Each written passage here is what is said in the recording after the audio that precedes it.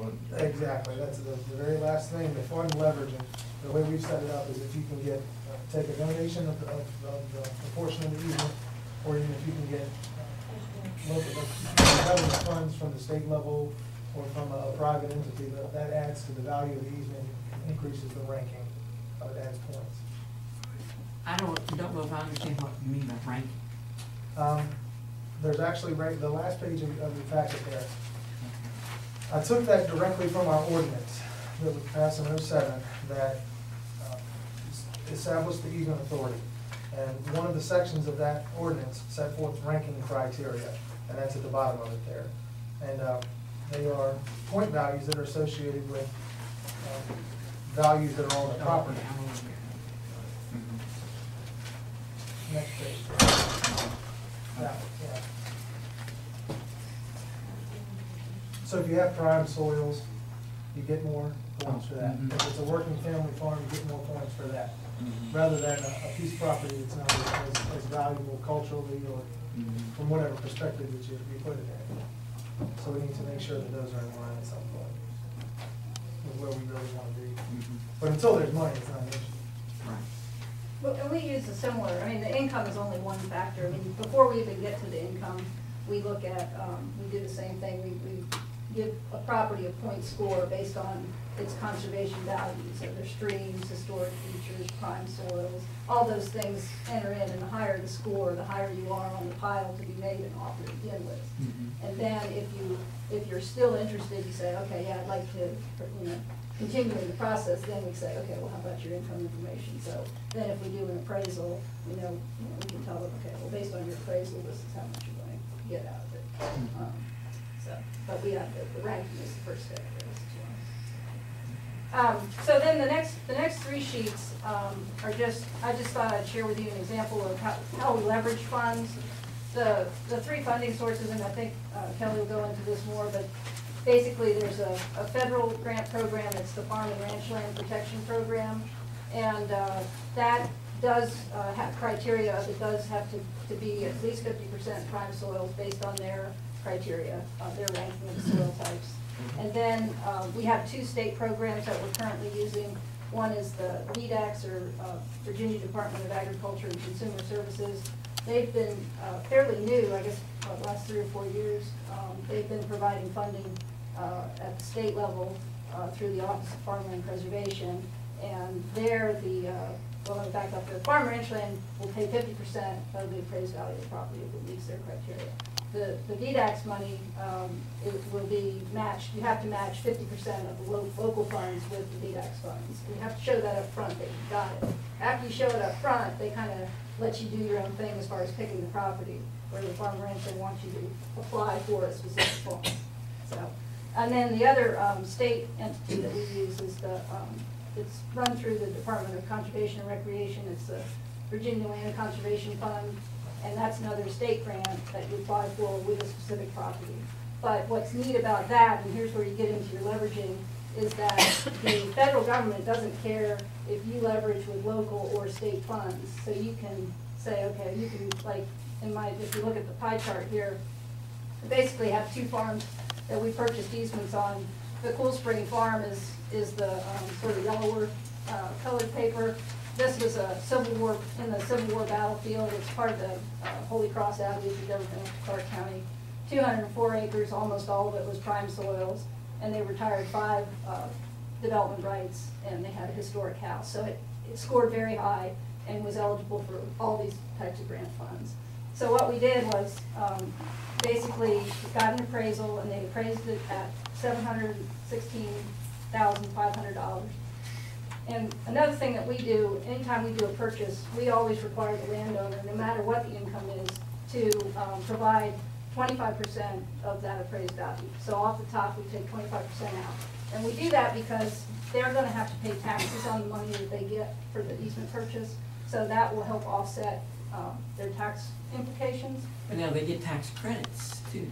They do, but if you got, they got, this particular one, they got $537,000 plus change. Well, they had to pay capital gains tax on that. So it has to come from somewhere.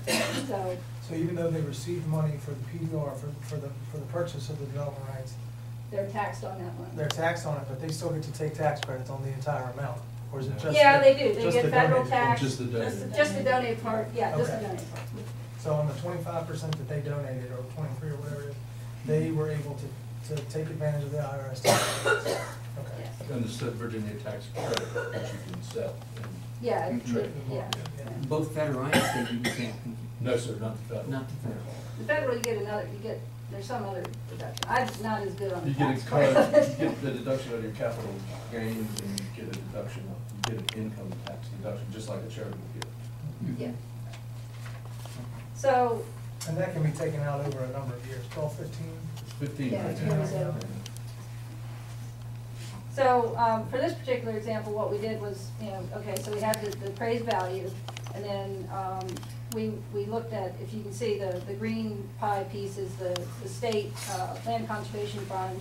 We were able to apply and get 123,000 plus, which we could then use to match the farm and ranch land 50%.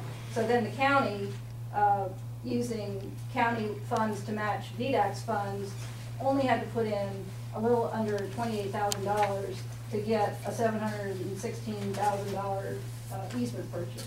So it worked out pretty slick. Of course, you got to get all these grants, but they're out there, and really, it's surprising to me that, I guess for Virginia, there's not. I mean, people do apply, but I don't know. If you have good property, you can do pretty well. And then, similar example, we had a dairy farm, 216 acres. This next colored slide. A family owned and operated dairy farm, and they basically, in both cases, well, in this particular case, we call the coons our poster child because they basically, worked the farm. They didn't want to have to sell off their land to get money to keep the farm going, but they needed some cash to supplement their dairy. And this worked out real well for them because, again, they had the prime soils. They gave up all their remaining building development, but they didn't care because they wanted to farm it and keep running the dairy. They had land along the Opequon Creek, and so that was another plus for them. In their case, the appraisal was a little lower than the first one, $48,500. Again, they're taking 25% off the top. We were able to get the Land Conservation Fund grant, which covered 23% of our 25% share. So then, between county and VDAX, we only had to put in 2% of that purchase price cost, so we only paid $8,000 for that. Again, leveraging, getting that state funding to counteract the federal funds really makes a huge difference in what you can do. So those are two of our, principal examples. It doesn't always work out that slick, but it does, and that's what we work toward with all these big purchases, what we consider big. So that's kind of how we do it. What percent of the, here's these two farms, but what percent of the number of farmers who do this, do you get this kind of leverage? Well, that's a good question. I didn't bring statistics like that. We have actually, well, we have two purchase options. One is appraised value, and that's when you actually, that's usually, we've had, I guess we've closed on 7 farm and ranch land with the federal program. So in all 7 of those, we've been able to leverage at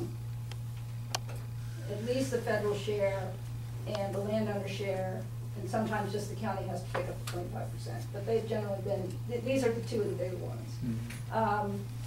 In the other case, we have what we call it a DUR purchase program, but we still have to put the land in the easement. But essentially, the way our zoning works is we have a limited number of development rights per property.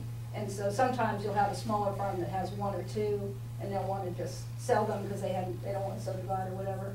So we offer a fixed purchase price. Fauquier County does this, where we'll pay up to the top dollar, again, depending on the point score, would be $40,000 for DUR. We don't look at an appraisal. We don't get an appraisal. If they want to get an appraisal, it's up to them.